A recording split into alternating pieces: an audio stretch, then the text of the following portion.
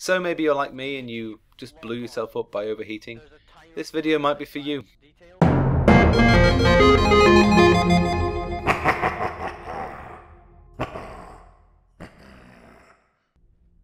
Hello and welcome to Fluffy Gaming, and we're going to have a quick start guide to Mechwarrior. Now you might have got into the beta, which is really lucky for you, and you've managed to get into your first game even, but you haven't got a clue what to do.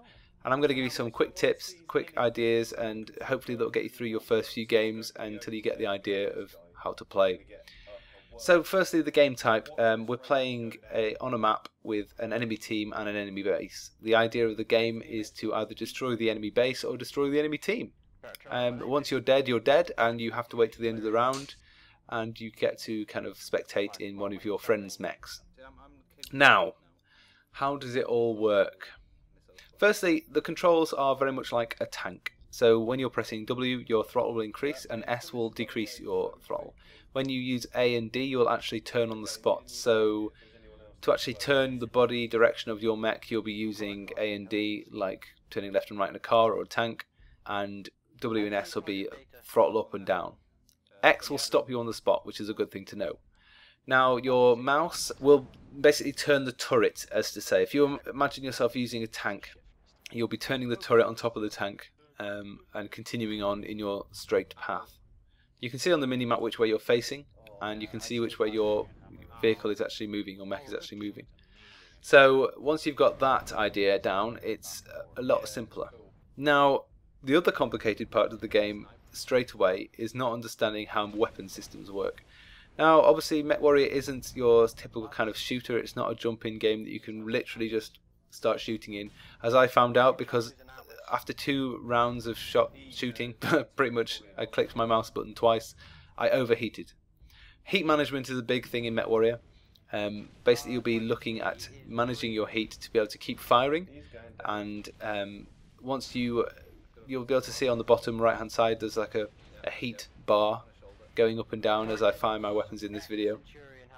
Now you want to be able to keep this down low, and the only way you can do that is by managing which weapons are firing, how many weapons you're firing at once, and all those kind of things which are quite important to your poor mech's health.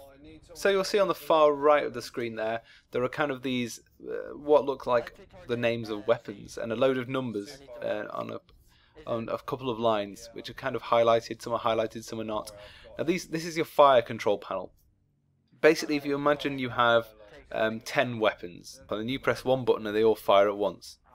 Now this is what happens when you first play Mechwarrior. This is how it's default set up. So once you hit fire, you're literally going to be firing everything at once. This causes massive heat. So what you want to do is use the up and down, left and right cursor arrows next to the right control button. This will then let you select through the weapon systems that you've got there and assign them to different weapon groups. Now the numbers are what weapon group they are in, and you can fire a weapon group on the number buttons on the top of your keyboard, or you can cycle through them and fire them with the mouse button.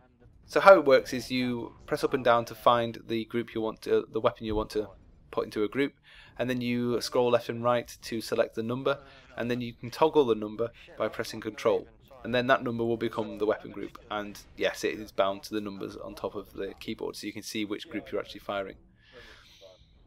So once you've done that, you're probably not going to overheat very easily because you won't be firing everything at once, which is great.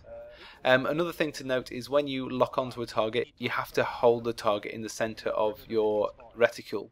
The little yellow circle will go red over the top of the target, and that means they're locked. This doesn't just mean that you've got a lock on them, but it also gives the ability to your team to be able to get locks on. I hope that's really helped, guys. There will be more videos like this. What I want to do is go through the roles and the XP gaining system as well. It's quite complex in itself, and they've got a little, it's kind of multi-layered in a certain way. And I also want to have a look at building your mech up, which is something I have not looked into at all yet. So thanks very much for watching, guys. If you enjoyed this video, please like, comment and subscribe. And also, if I can ask, please leave any tips you've got. If you know anything, if you're pro at Mechwarrior and you can see anything that I'm desperately in need of, which is probably everything, please let me know. And we'll see you again soon.